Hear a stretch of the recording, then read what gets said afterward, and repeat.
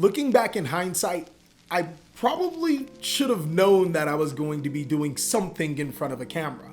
I mean, in my 6th, 7th, and 8th grade year, I took drama classes, which is pretty much glorified theater back in middle school.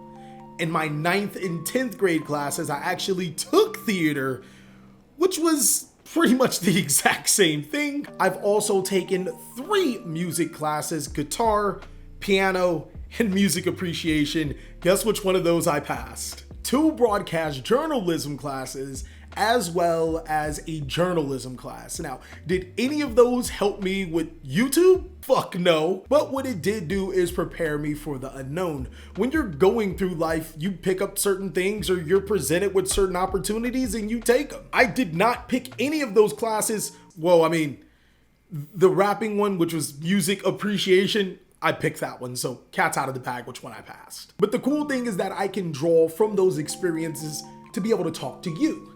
In this video, we're actually going to be doing something similar. There are some unknowns in the current Yu-Gi-Oh meta, and these tech cards can secretly win you some games. So if you want to see more videos like this, then destroy that like button, but also comment down below in the comment section what are some other tech cards that people were sleeping on. We're going to make the Too Strong community very knowledgeable in this particular format, and that immediately can win us some games. Now, the current format is huge on banishing monsters. Take, for example, decks like Dinos. They need cards like Messalinosaurus to be banished from the graveyard to be able to special summon those dinosaur monsters from the deck. And trust me, as a Dino player, it's pretty huge. Also, cards like Double Evolution Pill allows you to get into your ultimate conductor, Tyranno. Both of those cards do need to banish cards to be able to summon themselves. In decks like Rocket, there's not only Black Dragon Calip Serpent and White Dragon Wyver Buster, both respectively needing to be able to banish a light and dark monster from the graveyard. There's also Chaos Dragon Levianeer, which is one of their home run cards, allowing you to rip a card out of the opponent's hand before they can start their turn. I seriously can go forever about so many strategies in the Yu-Gi-Oh card game, especially the top meta decks that need to banish. It's a reason why Artifact Lancea is being played in so many different strategies. But what happens after the end of the turn? Artifact Lancea only lasts for 1 turn, meaning that if your opponent is allowed to recover, then they can start banishing again. Or what if they want to banish cards on your side of the field during your turn? You're in a pretty tough spot because Artifact Lancea only activates on the opponent's turn. That's where this card comes into play, a card that's a little bit stronger in terms of preventing your opponent to remove cards. Chaos Hunter is an amazing card, allowing you to special summon it to your side of the field when your opponent special summons a monster by discarding 1 card in your hand. Also, provided that he does prevent your opponent from banishing, a lot of opening combo sequences need to banish cards to continue. Chaos Hunter not only gives you a big body on your side of the board, possibly during your turn 0, but also prevents your opponent from popping off with their combo. The thing that I like about Chaos Hunter is that it is completely different from Artifact Lancea. Chaos Hunter can be special summoned during either player's turn, provided your opponent special summons a monster, and its preventing from banish is one-sided. Your opponent can't banish cards, meaning that if you are playing a deck like Rocket or Dino and you want to banish cards and don't want your opponent to do it, then I mean, well, hey, Chaos Hunter might be a better option. Now, I know this isn't a market watch video, but since you my boy, I'm gonna hook you up, alright? Chaos Hunter currently sits at about a $16 card for a secret rare if you are planning on getting a near mint copy. This is a card that I genuinely feel you should buy before it skyrockets in price. Its only holo print is going to be that secret rare copy, and when this card does start to get played, because eventually in a meta it will be played again, this card will shoot up. So even if secret rare Chaos Hunters don't thrive in this format, it's always a really good card to have just in case we do get into a format. When we get into a format, that Chaos Hunter will be amazing. Now, this card is getting some play, but personally, I feel that it's a card that players just aren't prepared for. Unlike hand traps like Infinite Impermanence and Effect Veiler, going against decks like Infernal Bull Knight or Rockets, that doesn't necessarily end their turn unless you have multiples of them, but this particular card can. Droll Lockbird is an amazing card in today's Yu-Gi-Oh! Mainly because, like I said, against the Rocket strategy that loves to search a million cards from the deck, Droll Lockbird kinda prevents that from happening. Same thing going with Infernobles. You can basically make both of these decks in on a very subpar board, allowing you to be able to make your board of your own and then possibly win the game from there. Now, as stated before, Droll Lockbird has been played to relative success, but I feel that players still don't respect the success of Droll Lockbird, and that's where you can punish your opponent. What also makes Droll Lockbird a lot more powerful now than before is the limitation of Call by the Grave. It's almost like Konami seen this coming, and they limited Call to make hand traps more effective. Nah, I'm not gonna give him that much credit. If your local meta is filled with decks that love to search, then I strongly suggest you give Droll Lockbird a try. It can seriously steal some games for you. Speaking of Call by the Grave's limitation, players have been scrambling to find an alternative to Call by the Grave, and to no avail. Some players think that Triple Tactics talent is the end-all be-all. This is the card that Konami has forced you to buy. Tactics is not good.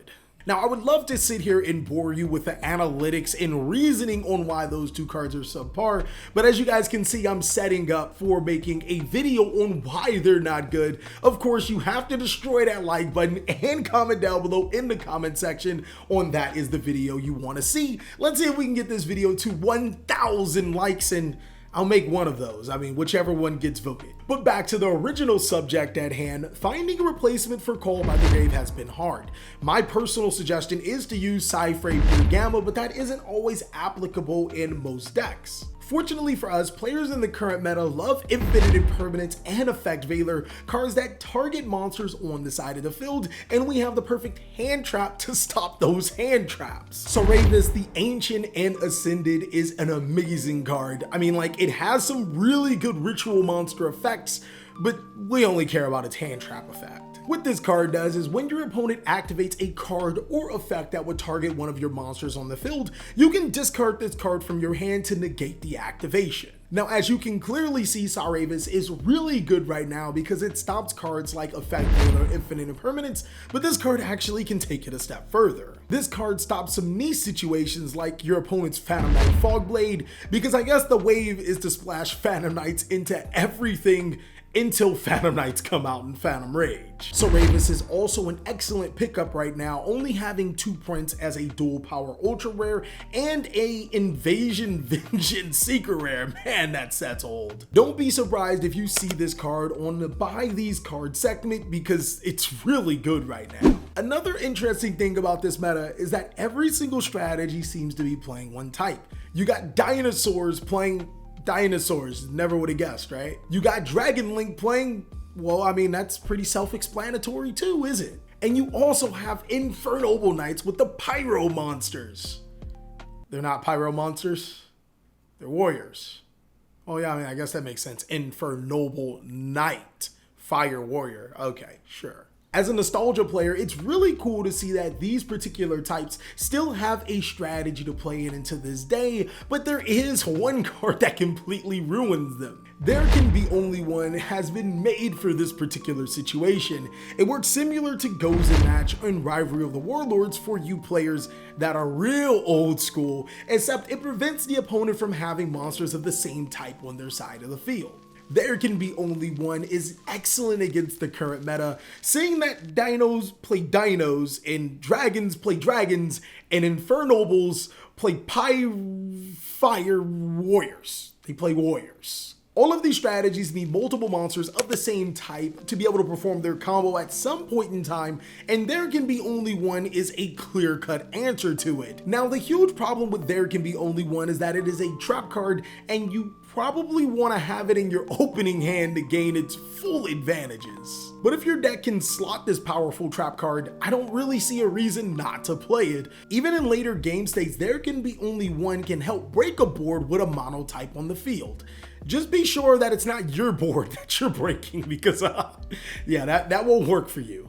And the last card I want to circle back to, again, I know I'm picking on the big three in Dinos, Rockets, and Infernoble, but this card has an amazing matchup against all three. It is a filled spell that belongs to a particular deck, so maybe the particular deck can be really good. Now, we've already tried that.